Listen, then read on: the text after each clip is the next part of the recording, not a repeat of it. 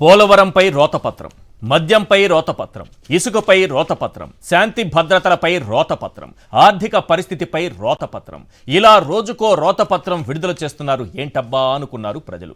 కానీ భయ్యా, ఈరోజు జగన్ మీడియా ముందుకు రాకపోయి ఉంటే ఈ రోతపత్రాల అసలు రంగు బయటపడేది కాదు భయ్యా. జగన్ 14 లక్షల కోట్లు అప్పు చేశాడా? ఎల్లో తాతతో పేపర్లో రాయిస్తావా? జగన్ ఆర్థిక విధ్వంసం సృష్టించాడా? అబ్బబ్బబ్బబ్బబ్బబ్బా, హామీలు ఎగ్గొట్టేందుకు ఏం ప్లాన్ చేశారు చంద్రబాబు గారు? మీ అబద్ధాల రోత పత్రానికి చెకెబావ్. సూపర్ 6 హామీల నుంచి ప్రజలను డైవర్ట్ చేయడానికి రోత పత్రాల పేరుతో మీరు చేసిన డ్రామాలకు చెకెబావ్. అమ్మ చంద్రబాబు, సూపర్ 6 హామీలకు యగనామం పెట్టేందుకు ఓటాన్ అకౌంట్ బడ్జెట్ అంటావా? నీ బూటకపు హామీలకు కేటాయింపులు ఇచ్చావో లేదో ప్రజలకు తెలిసిపోతుందని బడ్జెట్ పెట్టకుండా పారిపోతావా?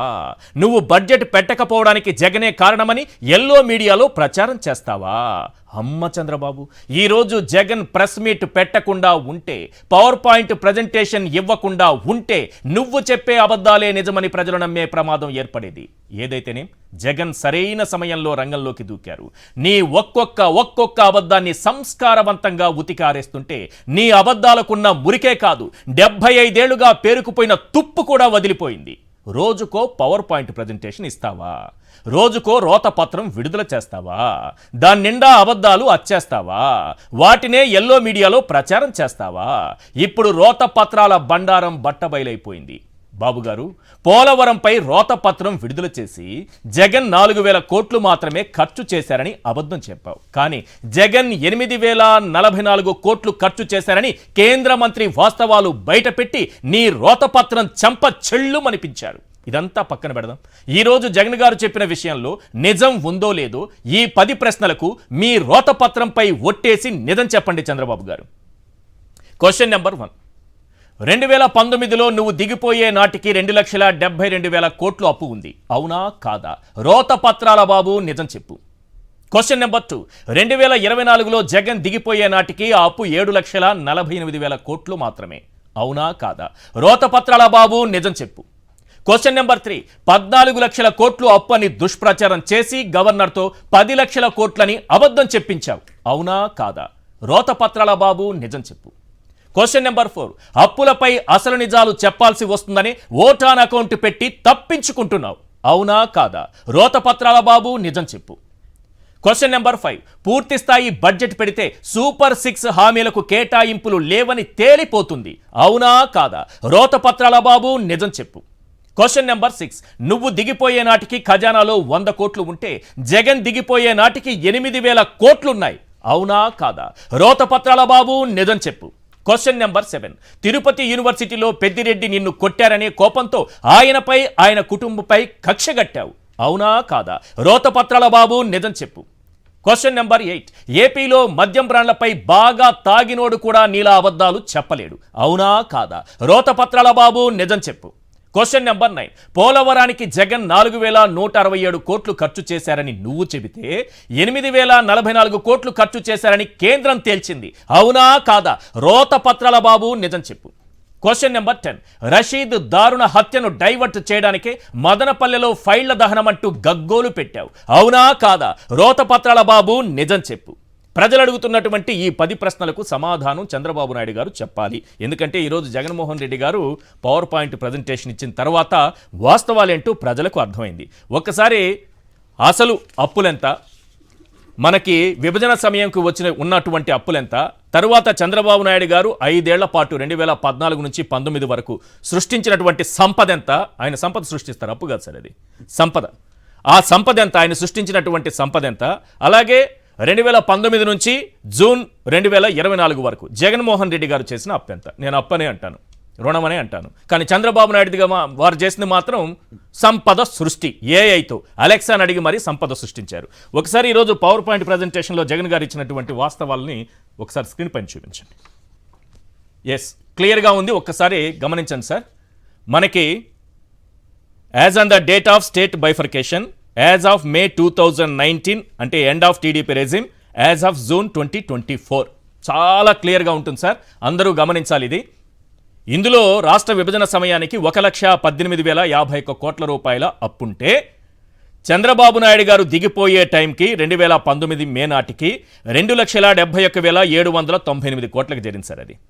ఆ తరువాత ఇప్పుడు జగన్మోహన్ రెడ్డి గారు దిగిపోయే నాటికి 5,18,708 కోట్లుగా తేలింది. అంటే మనకి విభజన సమయంలో వచ్చిన అప్పు నుంచి చంద్రబాబు నాయుడు గారు సంపద సృష్టించేంత వరకు జరిగినటువంటి అప్పు 18.15%. అంటే కాంపౌండ్ యాన్యువల్ గ్రోత్ రేట్ తీసుకుంటే, అదే జగన్మోహన్ రెడ్డి గారి హయాంలో తీసుకున్నటువంటి అప్పు 13.8%. సింపుల్. ఇక చాలా చంద్రబాబు నాయుడు గారు చెప్తారు కదా, అడ్డదారిలో జగన్ అప్పులు తెచ్చారని. సో చంద్రబాబు నాయుడు గారు ఆయనకు ముందు, అంతకుముందు ఉమ్మడి రాష్ట్రంలో అడ్డదారిలో, ఆయన భాషలో చెప్తాం, అడ్డదారిలో ప్రభుత్వ గ్యారంటీలతో తెచ్చినటువంటి అప్పు కూడా ఉంది. రాష్ట్ర విభజన సమయానికి మన నెత్తిన ఉన్నటువంటి అప్పు 5,744 కోట్లయితే చంద్రబాబు నాయుడు గారు అడ్డదారిలో సృష్టించినటువంటి సంపద, అంటే అడ్డదారిలో చేసినటువంటి అప్పు, అంటే గవర్నమెంట్ గ్యారంటీతో తీసుకొచ్చినటువంటి అప్పు కొన్ని సంస్థలకి తీసుకొస్తుంది. అంటే సివిల్ సప్లైస్ కార్పొరేషన్ కావచ్చు, ఇతర కార్పొరేషన్లు కావచ్చు, అక్కడ క్లియర్గా రాశారు, మనకు కనిపిస్తుంది కూడా. అది చంద్రబాబు నాయుడు గారు 5,744 కోట్లు ఉన్నటువంటి ఈ అప్పుని 50,157 కోట్లు చేశారు. తర్వాత జగన్మోహన్ రెడ్డి గారు కూడా కొన్ని ఈ గవర్నమెంట్ గ్యారంటీతో తీసుకొచ్చినటువంటి అప్పులు కూడా లెక్కేసుకుంటే అది పూర్తిగా వారు దిగిపోయే నాటికి 1,06,437 కోట్లుగా తేలింది సార్. అంటే ఇక్కడ చంద్రబాబు నాయుడు గారు చేసినటువంటి అప్పు అంటే 5,000 నుంచి 50,157 కోట్లకు పెంచారు కదా. దీన్ని ఒకసారి కాంపౌండ్ యాన్యువల్ గ్రోత్ రేటుగా మనం ఒక్కసారి తీసుకుంటే ఆయన 54.25% చేశారు. జగన్మోహన్ రెడ్డి గారి హయాంలో 16.24% మాత్రమే. ఇంకా గవర్నమెంట్ది కాకుండా వివిధ సంస్థలు చేసినటువంటి, అంటే విద్యుత్ సంస్థలు ఇవి చాలా ఉన్నాయి, అవన్నీ తీసుకున్నా ఓవరాల్గా అన్నీ మళ్ళీ కలుపుకుంటూ వస్తున్నాం కిందికి మనం. ఇవన్నీ తీసుకున్నా అంటే గవర్నమెంట్ డైరెక్ట్గా చేసిన గవర్నమెంట్ అప్పు, కార్పొరేషన్లు చేసినటువంటి ప్రభుత్వ గ్యారంటీతో చేసిన అప్పులు, అవి కాకుండా వివిధ కార్పొరేషన్లు వివిధ సెక్టార్లు చేసినటువంటి పిఎస్సీలు చేసినటువంటి ఈ అప్పులు అన్నీ కలుపుకుంటూ వస్తే సార్ రాష్ట్ర విభజన సమయానికి మన నెత్తిన ఉన్న అప్పు 1,53,347 కోట్లు. చంద్రబాబు నాయుడు గారు అధికారం నుంచి దిగిపోయే నాటికి దానిని సంపద సృష్టించి పెంచినటువంటి అప్పు 4,08,170 కోట్లు. క్లియర్గా కనిపిస్తోంది చూడండి. ఇది జగన్మోహన్ రెడ్డి గారు 2024 జూన్కి దిగిపోయే నాటికి ఉన్నటువంటి అప్పులు. అంటే రాష్ట్ర ప్రభుత్వం తీసుకొచ్చినటువంటి అప్పులు, వివిధ కార్పొరేషన్లకు గ్యారంటీల ద్వారా తీసుకొచ్చినటువంటి అప్పులు, అలాగే నాన్ గ్యారంటీ కింద ఆయా సంస్థలు చేసినటువంటి అప్పులు అన్నీ కలిపి చెబుతున్నాను. చంద్రబాబు నాయుడు గారు దిగిపోయే నాటికి 4,08,170 కోట్లు, జగన్మోహన్ రెడ్డి గారు దిగిపోయే నాటికి 7,48,612 కోట్లు. చంద్రబాబు నాయుడు గారు చేసినటువంటి అప్పు మళ్ళీ చెప్తున్నా, CAGR compound annual growth rate 21.63% ఉంటే జగన్మోహన్ రెడ్డి గారు చేసినటువంటి అప్పు కేవలం 12.90% మాత్రమే. ఇది దీన్ని ఆర్థిక విద్వాంసమని అబద్ధాలు చెప్పి 14 లక్షల కోట్లని ప్రచారం చేసి ఎన్నికల్లో మరి ఎల్లో తాతగారు అయితే రుణకంఠుడు అని పెట్టారు. రుణకంఠుడు అని పెట్టి చాలా దారుణంగా ప్రచారం చేశారు ఎల్లో తాతగారు ఇలా ఒక ముఖ్యమంత్రిని.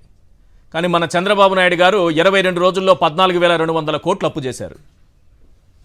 22 రోజుల పాలనలోనే, కేవలం 22 రోజుల పాలనలో 2,000 కోట్లు ఒకటి, 5,000 కోట్లు ఒకటి, 2,000 కోట్లు ఒకటి, మళ్ళీ గ్యారంటీ అప్పు కింద 5,200 కోట్లు. ఎంత అయింది సార్?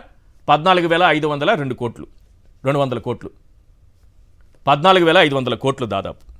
ఇది ఆయన చేసినటువంటిది. కానీ 14,000 కోట్ల నుంచి దాన్ని చంద్రబాబు నాయుడు గారు అధికారులపైన ఒత్తిడి తెచ్చి తెచ్చి తెచ్చి ఎలాగైనా 14,000 కోట్లు, 14 లక్షల కోట్లు అప్పు అని చూపించాలి మీరు అని వారిపైన ఒత్తిడి తెస్తే అది సాధ్యం కాక ఆఖరికి ఈరోజు శ్వేతపత్రం ఒకటి విడుదల చేసి జగన్మోహన్ రెడ్డి గారు చేసిన అప్పు 9,74,000 కోట్లని తెలిచాయి. 9,74,000 కోట్లు. చంద్రబాబు నాయుడు గారికి లెక్కలు వచ్చో రావో నాకు తెలియదు.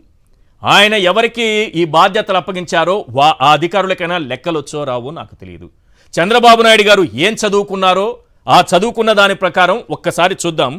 ఇక్కడ ఏమంటారంటే 9,74,000 కోట్ల అప్పు ఉంది జగన్మోహన్ రెడ్డి గారు చేశారన్నారు. తలసరి అప్పు ఒక్కొక్కరి మీద మన తల మీద ఆ లెక్క ప్రకారం 1,44,336 ఉంది, 36 రూపాయలు ఉంది అని చెప్పారు. 1,44,000 రూపాయలు అనుకోండి యావరేజ్గా. ఈ రాష్ట్ర జనాభా ఒక 5 కోట్లు అనుకోండి.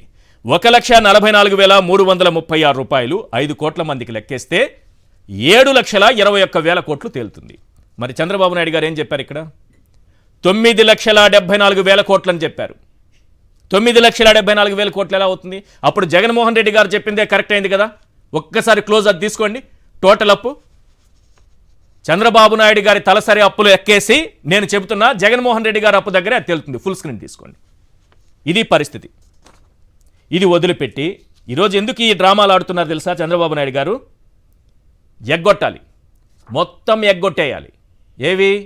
ఏవైతే హామీలు ఇచ్చారో సూపర్ 6 హామీలు, అధికారమే పరమావధి, ప్రజల్ని ఏ రకమైన మోసమైనా చేయొచ్చు. 600 హామీలు 2014లో ఇచ్చి మోసం చేశాము. ఈ 6 కూడా తీసుకొని 600లో కలిపేస్తే 600 అవుతాయి. అంతకంటే ఏం జరుగుతుంది? అంతకంటే ఏం జరగు. ఆ రోజు మీరు వెళ్ళిపోయే నాటికి ఎంత ఉంది సార్ ఖజానాలో? చంద్రబాబు నాయుడు గారు ప్రపంచ ఆర్థికవేత్త యనమల రామకృష్ణుడు గారు వారు చెప్పినటువంటి లెక్క ప్రకారమే ఖజానాలో ఉన్నది కేవలం 100 కోట్లు. ఈరోజు జగన్మోహన్ రెడ్డి గారు దిగిపోయే నాటికి ఖజానాలో ఉన్నది దాదాపు 8,000 కోట్లు. మరి ఎందుకు ఒక పథకం కూడా అమలు చేయలేకపోయారు?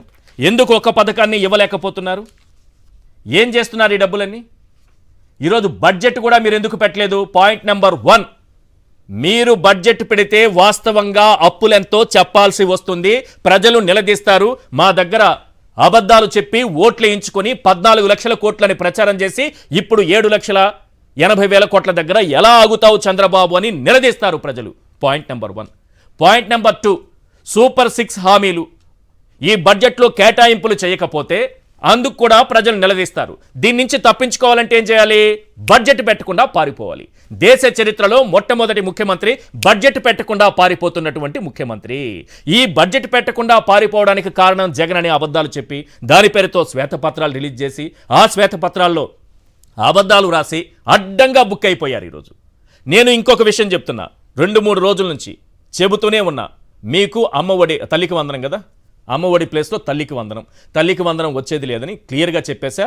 లోకేష్ నాయుడు గారి బయట కూడా విన్నాం. వచ్చే ఏడాది రూట్ మ్యాప్ వేసి అధికారుల టీం వేసి ఆ టీం ఇచ్చేటటువంటి నివేదిక ఆధారంగా మేము నిర్ణయాలు తీసుకుంటాం, మా దగ్గర డేటా లేదు అని తప్పించుకునే ప్రయత్నం చేస్తున్నారు.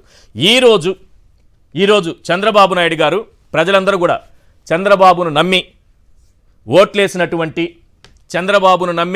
ఓట్లేసినటువంటి ప్రజలంతా ఒక్కసారి నిలబడి టీవీల ముందు గోవిందా గోవిందా అని ఒక్కసారి అరవాలి. ఇప్పుడు అరవాలి. నేను ఒక బయట వినిపిస్తా ఇప్పుడు మీకు. కొద్దిసేపటి క్రితమే మా చంద్రబాబు నాయుడు గారు, మా ముఖ్యమంత్రి గారు మాట్లాడారు.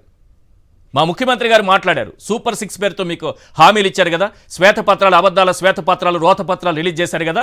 ఇప్పుడు ఒకసారి ఓట్లేసిన ప్రజలందరూ టీవీల ముందు నిలబడి 2 చేతులు జోడించి గోవిందా గోవిందా అని అరవాలి. మీరు అరవాలి తప్పకుండా. ఇప్పుడు వినిపిస్తా, వినండి చంద్రబాబు నాయుడు గారు ఏం మాట్లాడారు అసెంబ్లీలో. మనం హామీలు ఇచ్చాం, సూపర్ 6 చెప్పాం. చూస్తే భయం వేస్తా ఉంది. ముందు కదలలేకపోతున్నాం.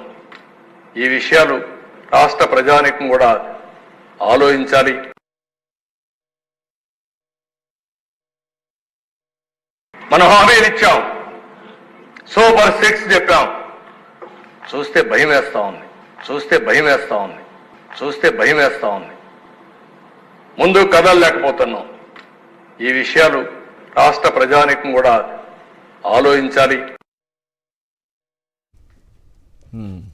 అర్థమైపోయింది కదా, రైట్, క్లియర్గా ఉంది కదా. చంద్రబాబు అబద్ధాలు, రోతపత్రాలపైన ఈరోజు వైఎస్ జగన్మోహన్ రెడ్డి ఉతికారేసి, అంటే సంస్కారవంతంగా జరిపినటువంటి ఉతుకుడు పైన మనం మాట్లాడబోతున్నాం. ఎస్ ప్రసాద్ గారు, ఈ చూసిన తర్వాత నాకు తెలిసి ఇది చాలా కాలం తర్వాత, అంటే జగన్మోహన్ రెడ్డి గారిని అభిమానించే వాళ్ళు కానీ, ఆయనకు ఓట్లేసి కొంత నిరాశలో ఉన్నవాళ్ళు కానీ ఈరోజు ఒక కాన్ఫిడెన్స్తో ఏం జరుగుతోంది ఈ రాష్ట్రంలో అనే వాస్తవాలు తెలుసుకోగలిగారు అనుకోవచ్చా? ముందుగా సాక్షి ప్రేక్షకులకు నమస్కారం అండి. అలాగే ప్యానల్లో ఉన్న శ్రీనివాస్ గారికి మీకు కూడా నమస్తే. నమస్తే సార్. నేను 2 విషయాలు చెప్పగలనండి. మీరు 10 బుల్లెట్ పాయింట్స్ చెప్పి ఎలా స్టార్ట్ చేస్తారో, ఇవాళ నేను ఒక 5 పాయింట్లకి కన్ఫైన్ అయ్యే విషయం చెప్దాం అనుకుంటున్నాను సార్. ఒకటిది, అబద్ధాలని నిజం చేసే ప్రాసెస్లో అబద్ధాన్ని ఇంకొక అబద్ధంతో మెడ్డాయించేస్తే 14 తూచి 10 అని కన్ఫైన్ అయిన దగ్గర గవర్నర్ నోట్లోంచి కూడా 10 వచ్చిన తర్వాత కూడా దాన్ని జస్టిఫై చేయలేక, ఇందాక మీరు ఉపోద్ఘాతంలో చెప్తూ ఒక్కొక్కడి నెత్తి మీద ఎంత పెనుభారం ఉందన్న దగ్గర యాక్యురేట్ ఫిగర్స్తో 5 సంవత్సరాలు నేను ప్రజలకి సుభిక్షమైన పాలన అందిస్తే నేను రోజు ప్రెస్ మీట్ పెట్టవలసిన అవసరం లేదు. ఆ కరువు కాటకం ఇవాళ ప్రెస్ మీట్ పెట్టి తీర్చేసాడు జగన్మోహన్ రెడ్డి. మామూలుగా షార్ట్ డిస్టెన్స్లకి ఎందుకు హెలికాప్టర్ వెళ్తాడన్న దానికి మనం వినుకొండ ప్రయాణంలో అంతసేపు అవుతుంటే 5 సంవత్సరాల ఫంక్షనింగ్లో ఎలా ఇబ్బంది కలుగుతుందో ప్రజలను ఇబ్బంది పెట్టే ఉద్దేశం లేని దానికి హెలికాప్టర్ ప్రయాణానికి సమాధానం ఇచ్చాడు. ఇవాళ ఈ ప్రెస్ మీట్ పెడితే ఎంత డేటా బుర్రలో ఉండి తడువుకోకుండా తోలు ఎలా తీసేస్తారో చెప్పాడు. అసలు సాధారణంగా మీరు అన్నట్టు తోవుడికి తెల్లగా అవుతారంటారు, కానీ ఇక్కడ రక్త మాంసాలు బయటపడేలా తోవాడు. మీరు అది గమనించండి. ఇందులో ఇంతలా తోమించుకోవడానికి గల కారణం ఏంటంటే అబద్ధాల పునాదుల మీద ఏదైనా పేకమేటలు కడితే అవి శాశ్వతంగా ఉండవు. ఎలా అంటే జగన్మోహన్ రెడ్డి గారు మ్యాండేటరీ స్కీమ్స్లో 29,100 కోట్లు చచ్చిపోయిన సరే ఇచ్చి తీరాలి. ప్లస్ ఈ నెత్తి మీద పిడిగెట్టుకుంది ఎంత 1,21,618 కోట్లు, అంటే టోటల్ 1,50,718 కోట్లు జేబులో ఉంటేనే కానీ 5 సంవత్సరాల పైన జరగదు. అంతేనా? దీనికి తాత్సారం అన్నది ఒక పదం ఎత్తుకున్నారు. అంటే ఎలా అంటే చిన్నపిల్లల్ని చేసి అమాయకులను చేసి ఇలా తెలకాయతలు ఇచ్చేస్తే సరిపోద్ది అనుకున్నారు. జగన్మోహన్ రెడ్డి గారికి ఆ కలెక్టర్ కాలంలో సుబ్రహ్మణ్యం గారు చెప్పారు, ఎల్వి సుబ్రహ్మణ్యం గారు, ఇటుపక్క అంత ప్రింట్ ఉంటే ఇటుపక్క బ్రహ్మాండంగా సొదస్తురితో రాసుకొని వస్తే ఇవాళ రక్తమాంసాలు ఎలా బయటకు వస్తాయో చూశారు. ఇదేంటి ఎర్రగా అయిపోయింది ఏంటని దద్దుర్లు కందిపోయినవి చూసుకోవాల్సి వస్తుంది. ఎందుకు చెప్తున్నానంటే ఈ 18 ఏళ్ళు నిన్న వాళ్ళకి 1,500 చొప్పున ఆడపిల్లలందరికీ ఇదిగోటి మా రామారెడ్డి గారు చెప్పినట్టు 37,313 కోట్లు కావాలా. 3 గ్యాస్ సిలిండర్ నాదెండ్ల మనోహర్ గారు తూచి అన్నదానికి 4,634 కావాలి. ఎంతమంది పిల్లలు ఉంటే 15,000 చొప్పున ఇస్తామన్న దానికి నెక్స్ట్ ఇయర్ కాంక్రీట్ రోడ్ వేసి సిమెంట్ రోడ్ వేసి ట్రాక్ రికార్డు ఫార్ములా 1 రోడ్ తయారు చేసుకుంటున్న లోకేష్ గారి కోసం 12,450 కోట్లు కావాలా. ఇది ఒక్కొక్కరికి 15,000 చొప్పున 15,000 ప్రతి రైతుకి ఏడాదికి 20,000 ఆర్థిక సాయం అంటే నరేంద్ర మోడీ గారు ఎప్పుడు ఇస్తారు ఎదురు చూసి చూపులకి కలిపితే 10,706 కోట్లు కావాలా. స్థానిక బస్సుల్లో ఉచిత ప్రయాణం రేవంత్ రెడ్డి గారి లాగా ఇచ్చేద్దాం అనుకున్నా సరే అవకాశం లేదంటే మీకన్నా ముందే ఆయన ప్రభుత్వ ఎంప్లాయీస్ ని విలీనం చేసి పెట్టినప్పుడు జీతబత్యాలతో సైతం లెక్క కట్టుకుని దగ్గర 2,500 కోట్లు నుంచి తేవాలని తాస్తారు. అలాగే 20 లక్షల మంది యువతకి 3,000 అధికారం వస్తే ఇచ్చేస్తాం. అప్పుడు చీకటి దెబ్బలు కొట్టడం కాదు కదా, ఇవాళ మొదటి రోజు నుంచి చీకటి దెబ్బలు కొట్టాలంటే కూడా దానికి కావాల్సింది 7,200 కోట్లు. లెక్కలు తెలియకుండానే చంద్రబాబు నాయుడు గారు హామీ ఇచ్చారా? అప్పుడు కాదు సార్, ఈ లెక్కలు వేసుకోకుండానే వారు ఏమీ తెలియకుండానే హామీలు ఇస్తారా? లేదు సార్, ఆయన చదువుకుంటున్న రోజుల్లో అది కూడా జగన్మోహన్ రెడ్డి గారు ఎంత బాగా చెప్పారు. పెద్దిరెడ్డి గారి మీద ఉన్న ఆక్రమణంతో చదువు అశ్రద్ధ చేయబడిందనే విషయం బయటపడింది ఇవాళ. ఎందుకంటే లెక్కలు తెలియని మీరు నన్ను అవహేళన చేయకూడదు. ఆయన MA ఎకనామిక్స్ థీసిస్ కంప్లీట్లోనే ఆగింది, మధ్యలోనే ఆగింది ఎంఫిల్. వాళ్ళు తలగా పెన్షన్లకు 4,000, నెక్స్ట్ 6,000 రూపాయలు వికలాంగులకు ఇచ్చింది, 36,686 కోట్లు. అది మొన్న ఇచ్చారు కల్లా మంది ఇదేంటి ఎంత గుదిబండ్లాంటి అమౌంట్ వెళ్ళిపోయింది ఏంటని తేరుకొని లోపుగా బీసీలకి 50,000 వచ్చిన వాళ్ళు రెడీగా ఉన్నారు హ్యాపీ బర్త్డేలు చెప్పి మా 4,000 లేదని. అది 6,249 కోట్లు. అలాగే కళ్యాణ మస్తు వాళ్ళ పాత కదా ఒకసారి మమ అనిపించేద్దామన్నా 333.40 కోట్లు కావాలి అంచనా. వాలంటరీ శాలరీ 10,000 చేసేస్తున్నారు కదా, దానికి బడ్జెట్ పెట్టుకున్న 3,192 కోట్లు. అలాగే 500 యూనిట్లు ఎలక్ట్రిసిటీ మా రాజశేఖర రెడ్డి గారు చెప్పారా, మేము కూడా ఇచ్చేస్తామండి. ఈ డిస్కౌంట్లో జగన్మోహన్ రెడ్డి గారికి ఉన్నంత అనుభవం లేకపోయినా మాకున్న అపారమైన 14 సంవత్సరాలు ముఖ్యమంత్రి చేసిన తర్వాత మళ్ళీ ఇంకో 5 ఏళ్ళకి వచ్చాం కాబట్టి అనుకున్న 355 కోట్లు కావాలి. ఇవన్నీ కలిపి 1,121,619 కోట్లు కావాలి సార్. వీటికి ఈ power point presentation already Jaganmohan Reddy గారు ఇచ్చారు. మీ లెక్క ప్రకారం నేను చెప్పాలి, 1,18,050 కోట్లతో ప్రస్థానం 2014 రాష్ట్రం ఏర్పడి నుంచి మనమే ఇది మందే టైప్లో 2,71,797 కోట్ల 56 లక్షల అప్పులు చేసిన చంద్రబాబు నాయుడు గారికి జగన్మోహన్ రెడ్డి గారు పొదుపు పథకాల పరంగా 2,18,641 కోట్ల 79,000 మాత్రమే అప్పు చేయగలిగారు. అంటే కంపారేటివ్గా కూడా ఈ 5 సంవత్సరాలు తగ్గి దాదాపు 2,80,000 కోట్లు డీబీటీ నాన్ డీబీటీ ద్వారానే ఇచ్చేసారే ఉన్నాడు సార్. చేసిన చంద్రబాబు నాయుడు గారు సంపద సృష్టిస్తారన్న ట్రాప్లో పడి ఉంటే నేనైతే వాస్తవాలు చాలా దూరంగా ఉంటాయి సార్.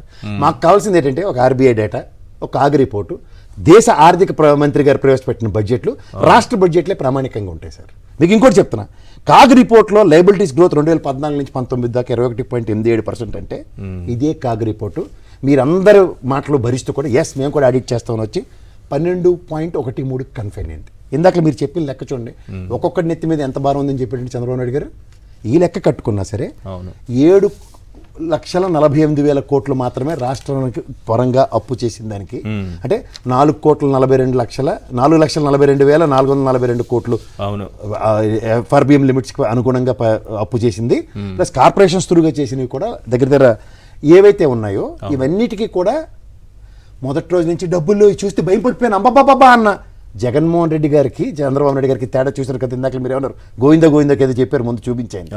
ఇదే జగన్మోహన్ రెడ్డి ఇదే పేపర్లో చెప్పలేదేమాట, ఇదే పేపర్లో 100 కోట్ల రూపాయలు మాత్రమే యనమల రామకృష్ణ గారు మిగిలి చెల్తే కూడా పోరాడే ధీరుడు, ప్రజల నుంచి ఆవిష్కృతమైన నాయకుడు, సంక్షేమాల నవరత్న పదాలకి విజన్ ఉంది ఆయనకి. ఒక ప్లాట్ఫామ్ క్రియేట్ చేసుకున్నాడు, ఒక పాత్ క్రియేట్ చేసుకున్నాడు. కరోనా లాంటి పాండమిక్ సిచ్యువేషన్స్ వచ్చిన తర్వాత కూడా ఒక్క ఎక్స్క్యూజ్ తీసుకోలేదు ఆయన. ఈవెన్ ఆఫ్టర్ ఆర్థిక స్థితిగతులు ఒడిగిడుదురుకులు ఏ విధంగా ఎదుర్కొన్నా సరే నిలబడ్డాడు. నెట్టనలో నిలబడి గ్రోత్ రేట్ని 6.6%కి చేసి చూపించగలిగాడు బారోయింగ్స్లో వెసెస్ 3.7 ఉన్న దగ్గర నుంచి. సో ఈ విధంగా మీరు ఏ విధంగా లైబిలిటీస్ తీసుకున్నా సరే క్యాపిటల్ ఎక్స్పెండిచర్స్ కూడా 14-15కి 7,265 కోట్లు, ప్రజలకు అర్థమయ్యేది 15-16 అంటే మనకి మూలధన వ్యయము అభివృద్ధి కోసం చేసే వ్యయం. అదేనండి, ఇప్పుడు చెప్పండి. ఇది క్యాపిటల్ ఎక్స్పెండిచరు 14 నుంచి 19 దాకా లెక్కలు తీసుకుంటే 14-15కి 7,265 కోట్లు, 15-16కి 10,042, 16-17కి 15,707 కోట్లు, 17-18కి 16,280 కోట్లు, 18-19కి 21,845 కోట్లు, 18-19 తర్వాత ఈ టోటల్ 76,139 కోట్లు అని యావరేజ్ 15,227 కోట్లు పర్ సంవత్సరం ఆయన క్యాపిటల్ ఎక్స్పెండిచర్ చూపిస్తే జగన్మోహన్ రెడ్డి గారికి అనుభవం లేదు, ఏమీ లేదు, అప్పులు ఊబని మాట్లాడడం కాదు సార్. పేపర్లు అడ్డు పెట్టుకుని చెప్తాను. 19-20కి 17,601 కోట్లు, 20-21కి 20,690 కోట్లు, 21-22కి 18,511 కోట్లు, 22-23కి 7,581.58 తగ్గింది. 22-23 ఫస్ట్ 9 months కి తీసుకుంటే 19,202.54 కోట్లు, టోటల్ 83,582.12 కోట్లతో యావరేజ్ 17,757. చెప్పాలి మీరు కరోనా టైంలో తగ్గినా సరే అక్కడికి చంద్రబాబు నాయుడు గారి పీరియడ్ కంటే ఎక్కువ ఉంది. కాంపన్సేట్ చేశాడండి నెక్స్ట్ ఇయర్ 19,702 కోట్లతో, రెట్టించిన ఉత్సాహంతో. అంటే 20-21కి ఏ విధంగా పనిచేశాడో కరోనా తర్వాత 22-23కి అంతే పేస్తో పనిచేసి సబ్స్టాన్షియేట్ చేసి చూపించగలిగాడు. కానీ కర్మ ఎలా ఉంటుందంటే లింగలింగమని మీ సాక్షి ఒకటే ఉండడం వల్ల 10 మంది చెప్పి అబద్ధాలు ప్రజలకు చేరువైతే మనం ఏం చేయలేం సార్. ఇది నేను ఇచ్చిన వలకాట్ డేటా నేను తయారు చేసుకు వచ్చింది కాదు. Reserve bank statistics books of స్టాటిస్టిక్స్లోనూ తర్వాత కాగ్ రిపోర్ట్ నుంచి వచ్చిన డేటాలు ఇవి. ఎందుకంటే 4 పోర్టుల్లో 3 పోర్టులకు రాష్ట్ర ఖజానా నుంచి ఖర్చు పెడుతుంది, ఫిష్ ల్యాండింగ్ సెంటర్స్ కడుతున్నవి, తర్వాత ఫిషింగ్ హార్బర్లు కడుతున్నవి. వీటిని సంపద సృష్టించడానికి రాబోయే రోజుల్లో ఎంతంత ట్రేడింగ్ జరుగుతుందో కూడా ప్రాథమిక అవగాహన ప్రజలకు లేదంటే నేనైతే చెప్పలేను సార్. తర్వాత మీరు ఇంకొక గణనీయమైన విషయం ఏంటంటేనండి, జిఎస్డిపి షేర్స్ గురించి ఒకటి టీడీపీ రెజైమ్లోనూ మన తెలుగుదేశం రెజైమ్లోనూ వైఎస్ఆర్సీపీ రెజైమ్లో ఏముందో చెప్పాలంటే ఒకసారి 14-15కి జీడిపి 1,24,67,959 ఉంటే జిఎస్డిపి 5,24,976 కోట్లు, 4.21% అండి మన 14-15 మన షేర్ అది. ఓకే, ఏపీ షేర్ అండ్ జీడిపిలో టోటల్ అగ్రిగేట్ 4.47% మాత్రమే ఉన్న దగ్గర ఇది చదువుతుంటూ కొట్టి చాలా టైం పడుతుంది. 19-20కి వచ్చారు కదా 2,01,03,593 నుంచి 9,25,839, 4.61 నుంచి 4.93, 4.89, 4.79, 4.85 ఈ 5 years పర్ఫార్మెన్స్ లో 4.82 అగ్రిగేట్ కంప్లీట్ చేస్తే 4.21, 4.39, 4.45, 4.6, 4.62, 4.47 మాత్రమే ఇచ్చేయగలిగారు. ఇది MOSPI నుంచి వచ్చిన గవర్నమెంట్ ఆఫ్ ఇండియా నుంచి వచ్చిన డేటా సార్. ఇది కంట్రిబ్యూషన్ స్టేట్స్ వైజ్ ఇస్తున్న తర్వాత సరే వీటన్నిటి కూడా కరోనా టైం లెక్కేసుకోవాలా? వేసుకోవాలండి, వేసుకుని కరోనా టైం చదవమంటారా మీకు? సరే అదే కరోనా 20లో కూడా 4.93, 4.89, 4.79 మెయింటైన్ చేయగలిగారు సార్. ఎందుకంటే సార్ ఒకటి గుర్తుంచుకోండి, ఉత్పాదక రంగం ఆగొచ్చు కానీ సార్ వ్యవసాయ రంగం అలాంటివన్నీ క్షేత్రస్థాయిలో పనిచేసే వాటిని రెస్క్యూ చేసిన ఉదంతంలో నేను చాలాసార్లు నా విశ్లేషణలో కూడా చెప్పాను. 54,814 కోట్ల వ్యవసాయ ఉత్పత్తులు తెలుగుదేశం ఆయంలో 5 సంవత్సరాలు కొంటే వైఎస్ఆర్సీపీ ఆయంలో 5 సంవత్సరాలు 89,914 కోట్ల వ్యవసాయ ఉత్పత్తులు కొన్నారు. మన వ్యవసాయ దేశమే కదా సార్, వ్యవసాయమే ప్రామాణికం కదా. Tax burden and the people state మీద పెడితేనండి 14-15 నుంచి చూసుకుంటే అండి 6.57% అండి. ఇది 6.35కి ట్యాక్స్ బర్డెన్స్ తగ్గేశారు మనకి. ఇవన్నీ ఈ విధంగా బడ్జెట్ చేసుకుంటూ వెళ్తున్న ఆయనకి కానీ ఇప్పుడు ఏంటి జగన్మోహన్ రెడ్డి గారు చేసిన అప్పుల వల్ల నేను బడ్జెట్ కూడా ప్రవేశపెట్టుకోలేకున్నాను, ఫుల్ బడ్జెట్ అనేటటువంటి అదే సార్. పరిస్థితి ఎందుకంటే ఎందుకు పెట్టుకోలేకపోతారంటే ప్రజలకు ఇది కూడా తెలియాలి. ఇప్పుడు మనకి గత జగన్మోహన్ రెడ్డి గారు బాధ్యత వహిస్తూ ఇవాళ ఇచ్చిన ఆయన ప్రెస్ మీట్ లో జూన్ దాకా అంటే చంద్రబాబు నాయుడు గారు ప్రమాణ స్వీకారం చేసేదాకా ప్రతి దానికి రెస్పాన్సిబిలిటీ తీసుకుని 7,48,00,000 జస్టిఫై చేసినప్పుడు వీళ్ళ ప్రకారం పేపర్ల పరంగా 14 లక్షల కోట్లని అప్పులు వదలగొట్టిన దానికి, నేను గవర్నర్ గారితో 10 లక్షల కోట్లని బెదరగొట్టిన దానికి ఇవాళ కన్ఫైన్ అయిన ఫిగర్ ప్రజెంటేషన్స్ లో 9.78 కన్ఫైన్ అవుతాం. వాస్తవ ఫిగర్ బడ్జెట్ లో 5-6 దీంట్లో పెట్టి తీరాల. పెట్టినప్పుడు ఏమవుతుందంటే మాలాంటి వాళ్ళు విశ్లేషించి చెప్పడానికి ప్రజలకు అర్థం అవుతుంది. ఇది ఎప్పుడైతే కన్ఫైన్ అవుతారో ఎస్ ఇవాళ మీరు తప్పించుకున్నప్పుడు దంజుడు సొమ్మిది శతకం చదువుకోవచ్చు. ఈ 7 నెలలకి మీరు తాత్కాలిక బడ్జెట్ పెట్టొచ్చు, ఓటాన్ అకౌంట్ బడ్జెట్.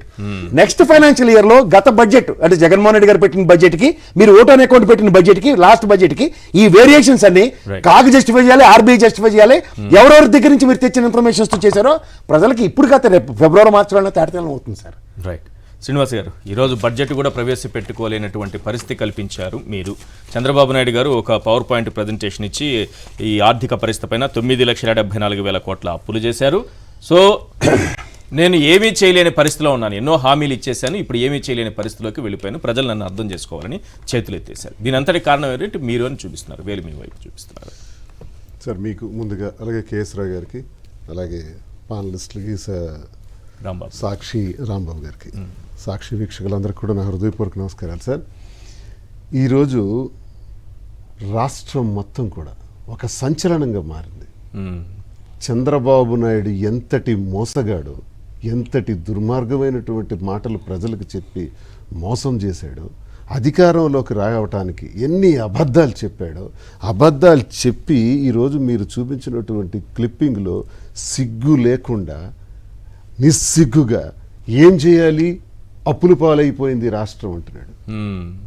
ఏం నిత్యమైన మాటలు. ఈరోజు చంద్రబాబు నాయుడు గత 6 నెలలుగా ఒక ఏడాది కాలంగా ప్రజలకి మభ్యపెట్టి మోసపూరితమైన మాటలన్నింటికి కూడా, అలాగే సుమారు 14 లక్షల కోట్లు ఈ రాష్ట్రానికి అప్పు ఉందని చెప్పి 14 లక్షల కోట్లు కాదని గవర్నర్ గారి స్పీచ్లో 10 కోట్లకు కుదించి, మరి 10 లక్షల కోట్లకు కుదించి 14 లక్షల కోట్లు, మరి 4 లక్షల కోట్ల అప్పు ఏమైంది? ఆ ఫిగర్స్ ఏంటి అసలు? అక్కడతో అబద్ధం. 10 లక్షల కోట్లు ఈరోజు 9,75,000 కోట్లు కానీ అబద్ధాలు చెప్తూ ఆఖరిగా ఈరోజు ఉన్నవన్నీ మీరు క్లియర్గా ప్రజలకన్నిటికీ చాలా క్లారిటీగా జగన్మోహన్ రెడ్డి గారు చెప్పారు, కేసరావు గారు చెప్పారు, మీరు కూడా విశ్లేషించి విశదీకరించి చెప్పారు. కేవలం పథకాల పేరుతో నేను అమ్మఒడి నీకిస్తా 15,000 నీకిస్తా అని చెప్పి మోసం చేసి ప్రతి ప్రభుత్వ పథకానికి కూడా జగన్మోహన్ రెడ్డి గారు ఏంటంటే నాకున్న బడ్జెట్ ఇది, ఈ బడ్జెట్లో ఈ ప్రభుత్వ పథకాలు నేను అమలు చేయగలుగుతాను, ఇది నా మేనిఫెస్టో అని క్లారిటీగా క్రిస్టల్ క్లియర్గా ఉండడం కరెక్టేనా ఇప్పటి పాలిటిక్స్ లో? సార్ నిజం ఎప్పుడు నిప్పు లాంటిదే సార్, మోసం ఎప్పుడు ఇలాంటిదే సార్. దిక్కులు చూస్తున్నాడు ఈరోజు జగన్మోహన్ రెడ్డి గారు. ఈరోజు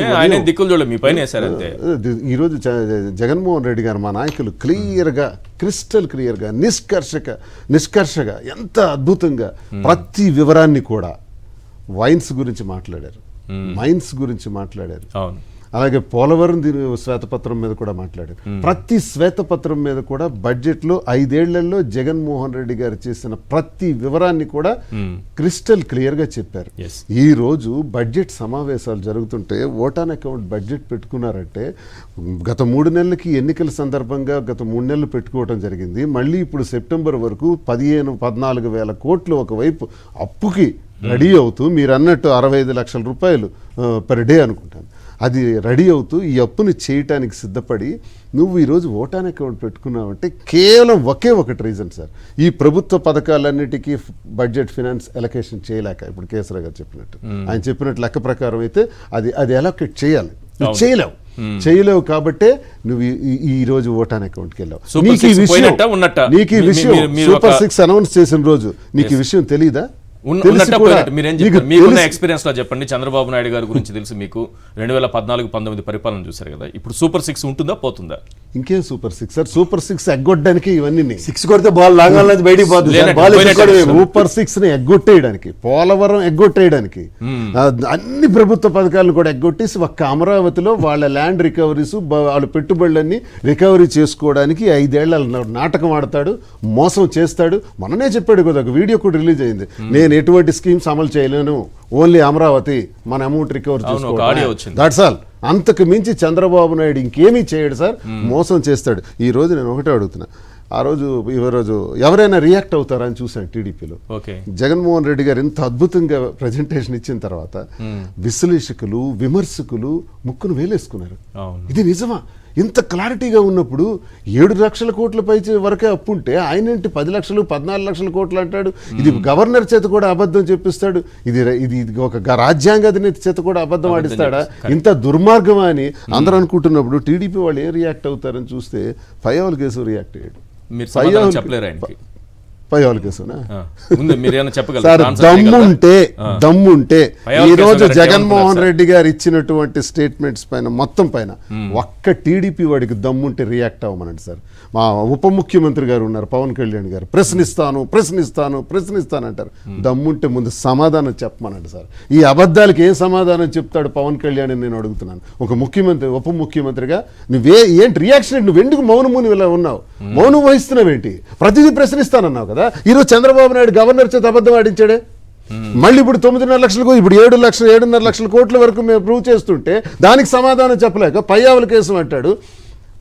మే 30వ తారీఖున జగన్మోహన్ రెడ్డి గారు ముఖ్యమంత్రిగా ఎన్నికైన తర్వాత జూన్ 12న ఫుల్ బడ్జెట్ పెట్టి ప్రభుత్వ పథకాలను అమల్లోకి తెస్తున్నటువంటి సందర్భంలో ఆ రోజు ప్రభుత్వ పథకాన్ని ఎలా అమలు చేశారని ప్రశ్న వచ్చేటప్పుడు పయ్యావుల కేసు అంటాడు, మేము అంత అద్భుతంగా ఈ రాష్ట్రాన్ని ఆయనకు అప్పచెప్పాం కాబట్టే, అత్యున్నత నిధులతోని బ్రహ్మాండంగా ఒప్పజెప్పాం కాబట్టి ఆనాటి బడ్జెట్ని ప్రవేశపెట్టగలిగి అంత అద్భుతంగా చేయగలిగాడు అన్నాడు. కానీ మీ ఎల్లో పేపరు ఆ రోజు మే 30వ తారీఖు సార్, గురువారం, అంటే ఇంక జగన్మోహన్ రెడ్డి గారు ముఖ్యమంత్రిగా ఎన్నికైన తర్వాతే ఇందులో జరిగిన రోజు అనుకుంటా, అంతే సార్ ప్రమాణ స్వీకారం సార్. ఆ రోజుకి రాష్ట్ర ఖజానాలో ఉన్నది 100 కోట్లు సార్.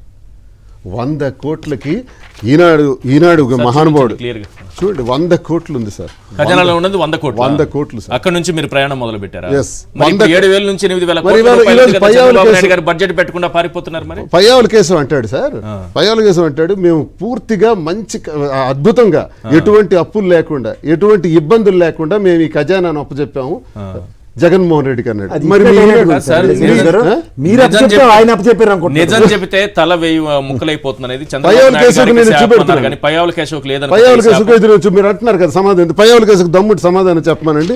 ఎల్లో పేపర్ చెబుతుంది, ఈ నెల ప్రభుత్వానికి అవసరమైనవి 5,000 కోట్లు, ఓవర్ డ్రాఫ్ట్ సహాయంతోనే జీతాలు, పెన్షన్లు, సామాజిక పెన్షన్లకు 1,200 కోట్లు, మొత్తం 5,000 కోట్లు జగన్మోహన్ రెడ్డి గారి ప్రభుత్వానికి బడ్జెట్ పెట్టి, ఫుల్ బడ్జెట్ పెట్టిన రోజుకి అవసరమని సాక్షాత్ ఎల్లో పేపర్ చెప్పింది ఈనాడు. మరి పయ్యావుల కేసు మాకు బ్రహ్మాండంగా ఈ రాష్ట్రాన్ని 2019లో అప్పచెప్పాను అంటున్నావే, దీనికి ఏం సమాధానం చెప్తావు మిస్టర్ కేశవ్?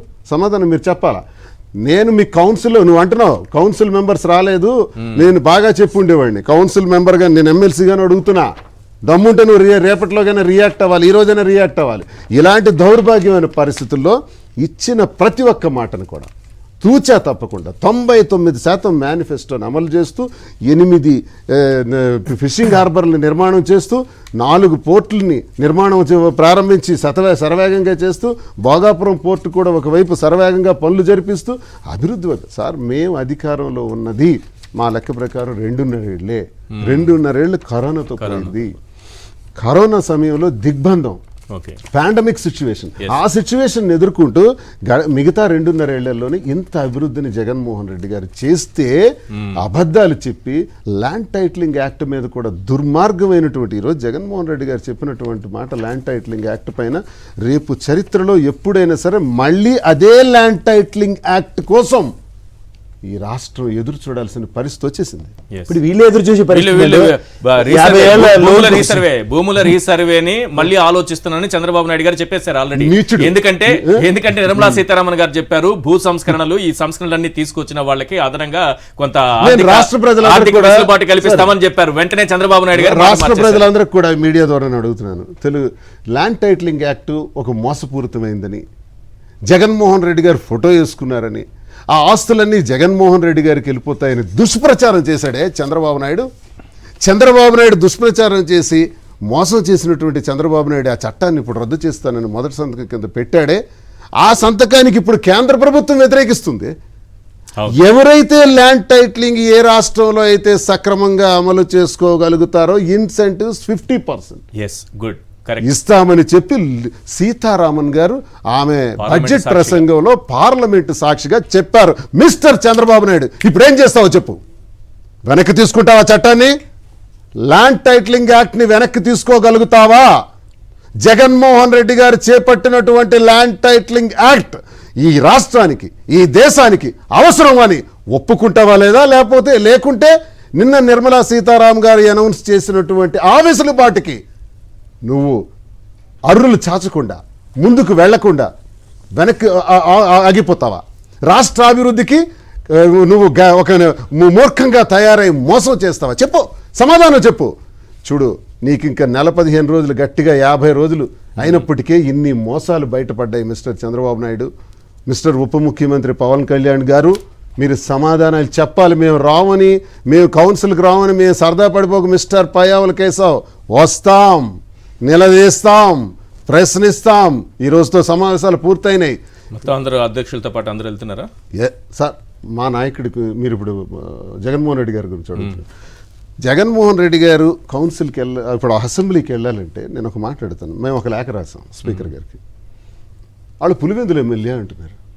పులివెందుల ఎమ్మెల్యేకి అలా నీచంగా వాళ్ళు మాట్లాడాలనుకుంటే వైఎస్ఆర్ కాంగ్రెస్ పార్టీ నాయకుడిగా, ఈ రాష్ట్ర ముఖ్యమంత్రి, మాజీ ముఖ్యమంత్రిగా జగన్మోహన్ రెడ్డి గారికి అంత హీనక్రియగా మీరు మాట్లాడుతుంటే 40% ఓట్లు వచ్చినటువంటి ఒక శక్తివంతుడిగా ఈ రాష్ట్రంలో ఉండి ఈ 5 కోట్ల మంది ప్రజలకు సంబంధించి గరళం ఈరోజు సుమారు 40-50 నిమిషాలు జగన్మోహన్ రెడ్డి గారి స్టేట్మెంట్ ఇచ్చారు. ఇదే స్టేట్మెంట్ అసెంబ్లీలో మాట్లాడాలని ఉంది, మాకుంది.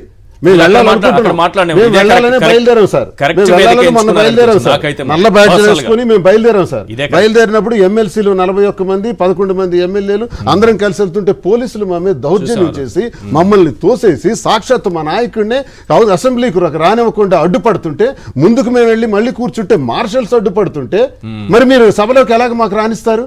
సభలోకి వస్తే మాకేం గౌరవం ఉంటుంది? ఈ రోజు హౌస్ లో, అసెంబ్లీలోకి వస్తే బయట కూర్చోవటానికి కనీసం ఒక రూమ్ కూడా ఇవ్వలేదు సార్. జగన్మోహన్ రెడ్డి గారికి, మాజీ ముఖ్యమంత్రి గారికి ఒక రూమ్ ఇవ్వలేదు, ఎమ్మెల్సీలకు రూమ్ లేదు, చైర్లు లేవు. మా అందరికీ నిర్దాక్షిణ్యంగా బయట పట్టేస్తున్నారు, బయటకు తోసేస్తున్నారు. ఇప్పుడు జగన్మోహన్ రెడ్డి గారు లోపల వెళ్తే తమాషానా? స్పీకర్ గారు నేను ఒకటి అడుగుతున్నాను. రాజ్యాంగబద్ధంగా మాట్లాడటానికి లెజిస్లేటివ్ పార్టీ అధ్యక్షుడిగా చంద్రబాబు నాయుడికి ఎంతైతే అవకాశం టైం ఇస్తారో అంతే అవకాశం ప్రతిపక్ష నాయకుడికి కూడా ఇవ్వాలి. 21 స్థానాలతో పవన్ కళ్యాణ్ నుండి ప్రతిపక్ష పాత్ర పోషిస్తామన్నాడు, ఈరోజు మౌనం వహిస్తున్నాడు. 11 స్థానాలతో ఉన్న మేము ప్రతిపక్ష పాత్ర పోషించాలనుకుంటున్నాం. మేము ఒక లేఖ రాసాం, మాకు మైక్ కావాలి, మాట్లాడే సమయం కావాలి. మా నాయకుడికి ఇస్తారా ఇవ్వరా? 21 స్థానాలు అనుకున్నా ఆయన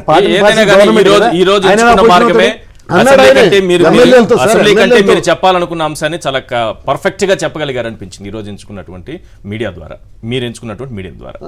ఇదే పర్ఫెక్ట్ అనిపిస్తుంది. అక్కడికి వెళ్తే ఎలాగో గొంతు నొక్కేస్తారు, అంత ఈజీ. ఈ రోజు మీడియా ద్వారా ఇది పర్ఫెక్ట్ గా వెళ్ళింది.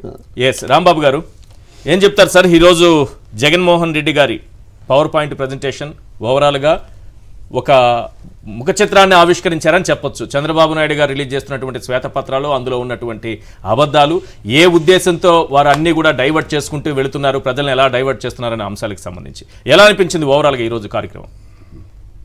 చాలా క్లారిటీతోనే మాట్లాడారు, అందులో సెకండ్ థాట్ లేదు. ఎందుకంటే ఆయన ఇచ్చినటువంటి ఎక్స్ప్లెనేషన్ లో కూడా అసెంబ్లీలో వీటన్నిటి మీద మేము మాట్లాడాలనుకున్నాం, కానీ సరైనటువంటి సమయం మాకు దొరకనటువంటి సందర్భంలో మేము ఎప్పుడైనా సరే, ఎప్పుడు అసెంబ్లీ పెట్టినా ఈ రకంగానే ప్రెస్ కాన్ఫరెన్సెస్ పెడతామని చాలా క్లియర్ గా చెప్పారు దాంట్లో. సో ఇప్పుడు వారు ఇచ్చినటువంటి శ్వేతపత్రాలన్నిటికీ కూడా ఆయన చాలా కూలంకషంగా 2 గంటల పాటు చాలా ఓపికగా చాలా డీటెయిల్ గా దానిలో సమాధానం చెప్పారు. అయితే ఇప్పుడు దీనిలో ప్రధానమైనటువంటి ఇదేంటంటే, రాష్ట్రం అంతా అప్పుల్లో ఉంది కాబట్టి ఫర్దర్ గా అప్పులు చేసేటటువంటి అవకాశం మాకు తక్కువగా ఉంది కాబట్టి మేము ఇచ్చినటువంటి హామీల్ని మేము ఇంప్లిమెంట్ చేయలేమని ఒక పక్క, నిన్న లోకేష్ గారు మాట్లాడినట్టుగా తల్లికి వందనం అనేటటువంటిది నెక్స్ట్ ఇయర్ చూద్దాంలే అనేటటువంటి ఒక మాట మాట్లాడారు. అవును. సో ఇవన్నీ ఈ రకంగానే పోస్ట్ పోన్ అవుతుంటాయి. ఈ ఇచ్చినటువంటి హామీలు మనం కనుక చూస్తే ఎన్నికలకు ఒక నెల ముందు అమలు చేస్తే సరిపోద్ది కదా, ఇచ్చినట్టు ఉంటుంది, అమలు చేసినట్టు ఉంటుంది. లాస్ట్ టైం అంతా లాస్ట్ 3 months చాలా వరకు అవే కదా జరిగాయి గతంలో. లాస్ట్ టర్మ్ 3 months చేశారు. ఎన్నికల్లో గెలవడానికి హామీలు ఇవ్వటం జరిగింది, బట్ హామీలు అమలు చేసేటటువంటి హామీలు కావాలి. ఆ రోజునే జగన్మోహన్ రెడ్డి గారు చాలా క్లియర్ గా చెప్పారు ఆ రోజునే. సో ఇప్పుడు మనం చూస్తే ఏంటంటే కనీసం ప్రతి సంవత్సరం వారు ఇచ్చినటువంటి హామీలు కనుక ఇంప్లిమెంట్ చేయాలని అంటే మినిమం 1,00,000 కోట్ల రూపాయలు మినిమం కావాల్సి వస్తాయి ఇవన్నీ కూడా. సో బడ్జెట్ లో వాటికి ఎలకేషన్స్ ఉండాలి కదా, ఆదాయం రాకడా ఆదాయం పోకడా. ఇప్పుడు ఎకనామిక్స్ లో ఏదైనా సర్ప్లస్ బడ్జెట్ కానీ లేదా డెఫిసిట్ బడ్జెట్ కానీ ఏ రకంగా మీట్ అవ్వాలో ఎకనామికల్ ప్రిన్సిపల్స్ ఉన్నాయి. ఇప్పుడు సెంట్రల్ గవర్నమెంట్ బడ్జెట్ కనుక చూస్తే 48 లక్షల కోట్ల రూపాయలు ఏదైతే వాళ్ళు ఎక్స్పెండిచర్ పెట్టారో దానిలో 23 లక్షల కోట్ల రూపాయలు మాత్రమే ట్యాక్స్ ద్వారా వచ్చే ఇన్కమ్, అనదర్ 7 to 8 lakhs వచ్చే other than the tax income. So అక్కడ కూడా దాదాపు 18 లక్షల కోట్ల రూపాయలు పైబడి అప్పులు చేశారు.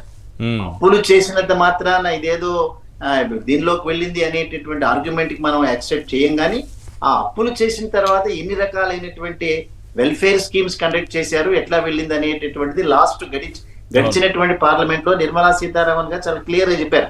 4,85,000 కోట్ల రూపాయలు మాత్రమే ఆంధ్రప్రదేశ్ కి అప్పులు ఉన్నాయనేటటువంటి మాట. అదే సమయంలో కొంచెం ఆర్థికంగా బలపడుతున్నటువంటి రాష్ట్రాల్లో ఆంధ్రప్రదేశ్ ఉందన్న మాటని చాలా చక్కగా వివరించారు కూడా. అది ఎందులో సెకండ్ థాట్ లేదు. ఆ రకంగా ఇప్పుడు వెల్ఫేర్ యాక్టివిటీస్ లో దాదాపుగా 1,85,000 కోట్ల రూపాయలు వారు తీసుకున్నటువంటి అప్పుల నుంచి వారి దగ్గర ఉన్నటువంటి ఇన్కమ్ నుంచి ట్రాన్స్ఫర్ చేశారని చాలా క్లియర్ గా తెలుస్తున్నాయి అక్కడ. అయితే యాజ్ ఆన్ టుడేకి వచ్చేటప్పటికి ప్రజలకు ఇచ్చేటటువంటి వాటిలో చాలా కన్ఫ్యూజన్ గా, ఒక పక్క కేంద్ర ప్రభుత్వం పార్లమెంట్ లో ఒక రకమైన ఫిగర్స్ డిక్లేర్ చేసింది, గవర్నర్ అడ్రస్ లోనేమో 10 లక్షల కోట్ల రూపాయలని, మీడియానేమో 14 లక్షల కోట్ల రూపాయలని రకరకాలుగా కన్ఫ్యూజ్ చేశారు. కానీ ఇవాళ ఆంధ్రప్రదేశ్ రాష్ట్రంలో 19 నుంచి 24 సంవత్సరం మధ్యలో వారు చేసినటువంటి అప్పులన్నీ కూడా ఎవరికి వెళ్ళాయి అనేటటువంటిది చాలా క్లియర్ గా క్లారిటీగా ఉంది, దానిలో సెకండ్ థాట్ లేదు. అదే రకంగా వీరు ఇచ్చినటువంటి శ్వేతపత్రాలన్నిటికీ కూడా జగన్మోహన్ రెడ్డి గారు చాలా క్లియర్ గానే సమాధానం చెప్పారు.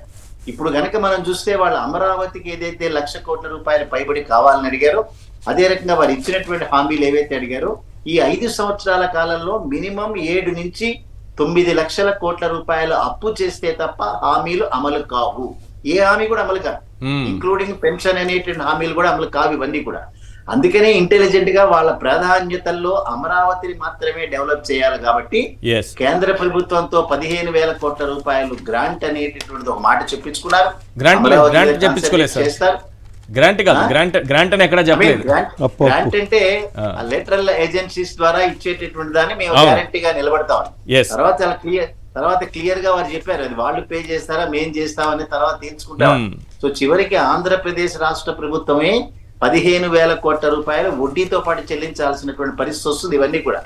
అయితే ప్రజలకి అర్థం కావడానికి ఇవన్నీ కూడా కొంచెం సమయం పడతాయి ఇవన్నీ ఆలోచించడానికి. సో హామీలు ఇచ్చి గెలిచారు కాబట్టి హామీలు అమలు చేయాల్సినటువంటి అవసరం లేదు అన్నది 2014 నుంచి 19 వరకు వాళ్ళు అమలు చేసి చూపించారు కదా. రైతులకు ఇచ్చినటువంటి హామీ ఏదైతే ఉందో దాన్ని అమలు చేయలేదు, డ్వాక్రా మహిళలకు ఇచ్చినటువంటి హామీలు అమలు చేయలేదు. ఇవన్నీ కూడా అమలు చేయకపోయినా సరే పర్వాలేదు అనేటువంటి కంక్లూజన్ కి వచ్చినప్పుడు సో ఈ ప్రీవియస్ ప్రభుత్వం మీద ఒక రకమైనటువంటి నిందలు వేసి వాళ్ళు ఆల్రెడీ అప్పులు చేశారు కాబట్టి ఫర్దర్ అప్పులు మేము చేయలేము, అందుకని ఇవన్నీ కూడా మేము చేయలేము అనేటటువంటి దానికి అల్టిమేట్ గా కంక్లూజన్ వస్తారు. బట్ ఇవాళ అనేక విషయాల మీద ఏదైతే ఆయన క్లారిటీ ఇచ్చారో జగన్మోహన్ రెడ్డి గారు చాలా పర్ఫెక్ట్ గానే ప్రజలందరికీ కూడా వెళ్ళిందని నేను భావిస్తున్నాను. రైట్ సార్, దువ్వాడ శ్రీనివాస్ గారు, ఇప్పుడు ఈ అమరావతి పూర్తయి ఉంటే చంద్రబాబు నాయుడు గారు చెప్తున్నారు 3 లక్షల కోట్ల సంపద సృష్టి వచ్చేదంట. ఇప్పటికి 3 లక్షల కోట్లు సంపాదించేసేదంట. అది పైగా గతంలో అమరావతిలో బుల్లెట్ ట్రైన్ అన్నారు. తర్వాత ఒలింపిక్స్ కూడా, ఈరోజు ఒలింపిక్స్ ప్రారంభమవుతుంది ఫ్రాన్స్లో, అది కూడా అమరావతిలో స్టార్ట్ చేయాల్సింది ఆయనే చెప్పారు సార్. ఫ్రాన్స్లో కాకుండా ఈరోజు అమరావతిలో జరగాల్సింది. అయితే ఇంకో మాట అన్నారు ఇక్కడ, ఏఐకి కేంద్రంగా మార్చేసి ఉండేవాడిని నేను, అమరావతిని ఏఐకి కేంద్రంగా మార్చేవాళ్ళు. ఏంటిది? ఎంతకాలం చెప్తారు అమరావతి మీద అబద్ధాలు? కంప్యూటర్ ఆయనే కనిపెట్టాడు, హైదరాబాద్ నగరాన్ని ఆయనే కనిపెట్టాడు, మరి ఈ దేశంలో అందరికీ సలహాలు సూచనలు ఇచ్చాడు, బిల్ గేట్స్ని తయారు చేసింది ఆయన. ఇవన్నీ మాటలు విని విని విని ఈ చెవులు పోయినాయి సార్. చంద్రబాబు నాయుడు మాటలు ఎన్నైనా చెప్తాడు. అమరావతి మీరు కానీ అమరావతి పూర్తి చేస్తుంటే, ఆయన మొదలు పెట్టారు శంకుస్థాపన మట్టి నీళ్ళతో మొదలు పెట్టారు, మీరు కంప్లీట్ చేస్తుంటే ఈ రోజు ఒలింపిక్స్ ఫ్రాన్స్ లో కాకుండా ఇక్కడ జరిగేది. దీనికి కారకులు మీరు. అసలు మేమెందుకు ఆయనే అన్నాడు కదా సార్, అమరావతి నిర్మాణం జపాన్ స్టైల్, సింగపూర్ స్టైల్. ఈనాడు పేపర్లో రోజు ఒక డైమండ్ స్టైల్ ఒకటి, ఒక ఈఫెల్ టవర్ ఒక స్టైల్ ఒకటి చూపెడుతూ ఇలా కడతానని చెప్పి ఆ నల్లరేగడి భూముల్లో 31,000 ఎకరాల భూములు దోపిడీ చేసి ప్రజల నుంచి కడతానని చెప్పి అమరావతిని 2019లో కట్టేస్తానన్నాడు. ఇప్పుడు అధికారంలోకి వచ్చిన తర్వాత అమరావతి పైన ఒక శ్వేతపత్రం విడుదల చేసి అది సమయం నిర్ధారించలేము, దానికి అది కొనసాగుతుండే కార్యక్రమం అంటే. మరి ఏఐకి కేంద్రం అన్నారు, ఆర్టిఫిషియల్ ఇంటెలిజెన్స్ కి మొత్తం ప్రపంచానికే అమరావతిని కేంద్రం చేస్తానని. మరి ఎప్పుడు ఎప్పుడో స్టార్ట్ అయిపోయింది కదా. నది పక్కన చాలా ప్రమాదకరమైనటువంటి స్థితిగతుల్లో అక్కడ ఏఐ సెంటర్ కూడా ఓపెన్ చేస్తారు సార్. ఇలాంటి కథలు చెప్పుకొని కాలయాపన చేయడానికే చంద్రబాబు నాయుడు. ఇప్పుడు ఇది పూర్తి కదా, అది అసలు ఊహకు కూడా పనికిరాదు సార్. పోలవరం గురించి చెప్పండి. పోలవరం ఈ రోజు సీఎం గారి అర్థం కానివాడికి కూడా జగన్మోహన్ రెడ్డి గారు క్లారిటీగా చెప్పారు చూడు. స్పిల్వే నిర్మాణం గురించి, అలాగే కాఫర్ ఇది డ్యామ్ నిర్మాణం గురించి, ఆయన చేసిన మోసం గురించి, ఆ గ్యాప్స్ లలో 2.5 కిలోమీటర్ల పాటు వెడల్పు ఉన్నటువంటి ఈ నది వెడల్పుకి తగ్గించడం వల్ల జరిగే నష్టాన్ని గురించి అందరికీ, రాష్ట్ర ప్రజలందరికీ అర్థమయ్యేటట్టు చిన్న పిల్లలకు చెప్పినట్టు ఎంత అద్భుతంగా విశదీకరించి చెప్పారు చంద్రబాబు నాయుడు. పోలవరంలో చేసిన మోసం, ఆ మోసం చూడండి, ఈ గ్యాప్స్లలో విడిచిపెట్టి ఈ కాఫర్ డ్యామ్ నిర్మాణం, కాఫర్ డ్యామ్ నిర్మాణం. ఇప్పుడు మళ్ళీ డయాఫ్రమ్ వాళ్ళు పోయిందా, దెబ్బతిన్నట్టేనా? అది ఆయనకి సంబంధం లేదన్నట్టు మాట్లాడుతున్నారే పాపం ఈ రోజు కూడా. ఆయన చేసిన పాపమే సార్ ఇది. చిన్నప్పుడు స్కోర్ ఐస్ క్రీమ్ అని తిని వాళ్ళని చేశా దీనిపైన పోలవరం తాలూకా అభివృద్ధికి సర్వనాశనం చేసిందే చంద్రబాబు నాయుడు సార్. జగన్మోహన్ రెడ్డి గారి ఆలోచనలో మరొకసారి మేము ఈ రోజు ప్రభుత్వంలోకి వచ్చి ఉంటే దీని తాలూకా 22-24 కదా, 26-27 కల్లా కంప్లీట్, కేవలం మట్టి పనులు చేసుకుంటే 27 లోపల కంప్లీట్ కదా. ఇది 27 లాగానే శ్వేతపత్రం ఏదైతే చెప్పారు వినరా మీరు? అప్పుడప్పుడు విన్నాం కదా, ఆయన చెప్పారు 4 ఏళ్ళు. చంద్రబాబు నాయుడు శ్వేతపత్రం ఏదైతే విడుదల చేశాడో అది చెయ్యను అని ఒప్పుకున్నట్టే దాని అర్థం. పోలవరం సబ్జెక్ట్ పోలవరంలో ఇంకొక పాయింట్ ఉంది సార్. ఆయన శ్వేతపత్రంలో మీరు కేవలం 4,167 కోట్లు మాత్రమే 5 ఏళ్లలో వ్యయం చేశారని శ్వేతపత్రంలో చంద్రబాబు నాయుడు గారు రిలీజ్ చేస్తే, కేంద్ర మంత్రి సిఆర్ పాటిల్, కేంద్ర జలశక్తి మంత్రి, 8,044 కోట్ల రూపాయల విలువైన పనులు మీ 5 ఏళ్ల కాలంలో జరిగిందని వారే స్వయంగా పార్లమెంట్ లో. చంద్రబాబు నాయుడు బాగా కాంట్రవర్సీ అవుతున్నాడు సార్ కేంద్రంతో. ఆర్థిక మంత్రి చెప్పినా వినరు, కేంద్ర మంత్రి జలశక్తి మంత్రి చెప్పినా వినరు. ఆయన శ్వేతపత్రాలు ఆయనవే, ఆయన దారి ఆయనదే, ఆయన అబద్ధాలు ఆయన. నీతి ఆయోగ్ ప్రవేశపెట్టిన ల్యాండ్ టైటిలింగ్ ని తూర్పార పట్టినటువంటి చంద్రబాబు నాయుడు ఈ రోజు రాబోయే నిధులను పోగొట్టుకుంటున్నటువంటి చంద్రబాబు నాయుడు దీనిపైన 8,000 కోట్లు ఖర్చు పెడితే 4,000 కోట్లని అబద్ధమాడి, అసలు చంద్రబాబు నాయుడు మమ్మల్ని టార్గెట్ చేస్తున్నాడా కేంద్రాన్ని టార్గెట్ చేస్తున్నాడా నాకు అర్థం కావట్లేదు. ఈ డౌట్ కూడా వస్తుంది. రైట్ సార్, ఈ పోలవరం గురించి ఏం చెప్తారు సార్? వీళ్ళు కేవలం 4,000 కోట్లు మాత్రమే ఖర్చు, అంటే ఒక శ్వేతపత్రం, ఇప్పుడు ఆర్థికమైన శ్వేతపత్రం అయిపోయింది, రెండోది ఒక ఎగ్జాంపుల్ తీసుకుందామని ఇదే శ్వేతపత్రం గురించి కేంద్ర మంత్రి జలశక్తి మంత్రి స్వయంగా చెప్పారు. ఇప్పుడు మీకు 2 విషయాలు చెప్తా సార్. కేంద్ర మంత్రి మీ దగ్గర నుంచి వెళ్ళిన రెబల్ ఎంపీతో అడిగించినప్పుడే ఫిగర్ కూడా మర్చిపోతాం. 4,42,442 కోట్లు. ఇవాళ 4,000 కోట్లు అవినీతి అని మాట్లాడుతున్న దగ్గర కాంట్రడిక్షన్ ఇస్తూ 8,044 కోట్లు ఖర్చు పెట్టమని చెప్పి జలశక్తి మంత్రి మాట్లాడుతుంటే, మన దేశానికి నేను అదే చెప్తున్నాను, పార్లమెంట్ సెక్షన్స్ కానీ, అలాగే కేంద్ర ఆర్థిక మంత్రి ప్రవేశపెట్టిన బడ్జెట్లు కానీ, అలాగే రాష్ట్ర బడ్జెట్లు కానీ ఫాలో అయ్యి ఆర్బీఐ రిపోర్ట్లు ఫాలో అయితే మనం వాళ్ళతో ఏమైనా మాట్లాడొచ్చు. వాళ్ళకి చెప్పింది మనం చెప్పింది వాళ్ళు వింటారు.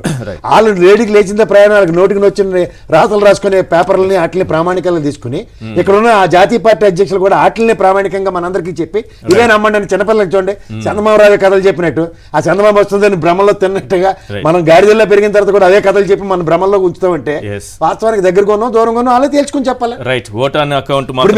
బడ్జెట్ ని ఎప్పుడైతే ఆ ఫిగర్ ని జస్టిఫై చేయాలనో ఓటాన్ అకౌంట్ బడ్జెట్ చెప్పి 5-6 పెట్టవలసింది పెట్టబోతే తప్పించుకుని ఫైనల్ గా చంద్రబాబు నాయుడు గారికి ఓటేసినటువంటి వాళ్ళందరూ కూడా మళ్ళీ ఒకసారి వారు బయట వినిపిస్తారు, చివరిగా టీవీల ముందు నిలబడి ఒకసారి దేవుని గోవిందో కొదగోల సీదేవిలా బొరక వేసుకుని జరువు రాయిగానే ఎదురు చూడాలి.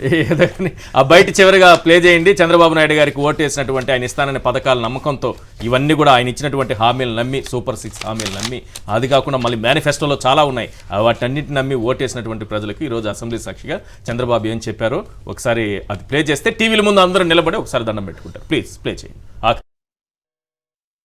మనం హామీలు ఇచ్చాం, సూపర్ 6 చెప్పాం. చూస్తే భయం వేస్తా ఉంది, చూస్తే భయం వేస్తా ఉంది, చూస్తే భయం వేస్తా ఉంది. ముందు కదలలేకపోతున్నాం. ఈ విషయాలు రాష్ట్ర ప్రజానీకం కూడా ఆలోచించాలి.